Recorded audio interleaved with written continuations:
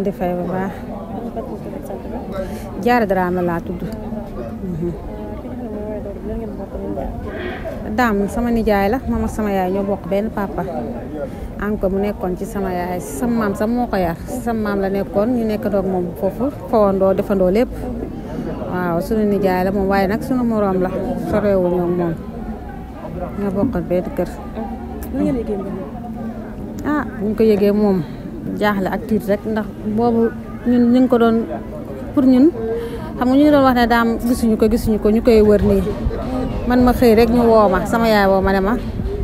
am na ku ñu gis technopole ba nee nañ daam la boobu tiit naa jaxasoo naa xaw ma sax fu ma jaar ba ñëw yàlla xam na ko waaye ba tey gëmmu ko woon sax ndax liñ ne woon kii ñuy fort nii dafa takk ay téere te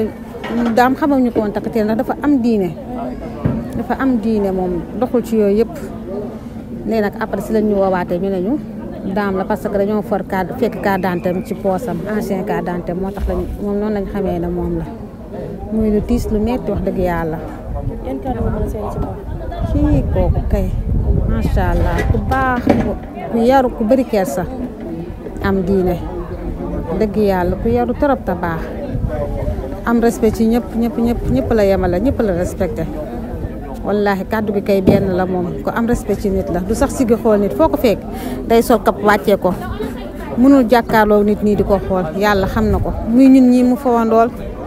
ay magam ay yaayam ñëpp mënul jàkkaarloo nit di ko xool ndax bari kersa wallahi. tey ci d'après li ñu dégg ay tey ndax mu nekkoon ko mu doon demoon tey mu am ñaar nag yoo xam ne tey dem na ko seen maag yi dem na ko seen njëriñ yàlla may ko mu dund ba fekkee li nga xam ne mooy njëriñu doom wala mu toog yarandoo ko ak ñi nga xam ne moom seen way jëbu jigéen. loolu lañ xam nga rek jaam moom li mu bëgg rek la xam mais yàlla mooy dogal yàlla moo xam li gën comme que yàlla moo ko dogalee noonu dañ koy nangu ay jaam la rek dañuy nangu dogal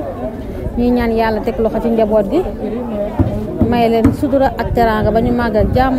incha allah yàlla baax na. ok merci beaucoup.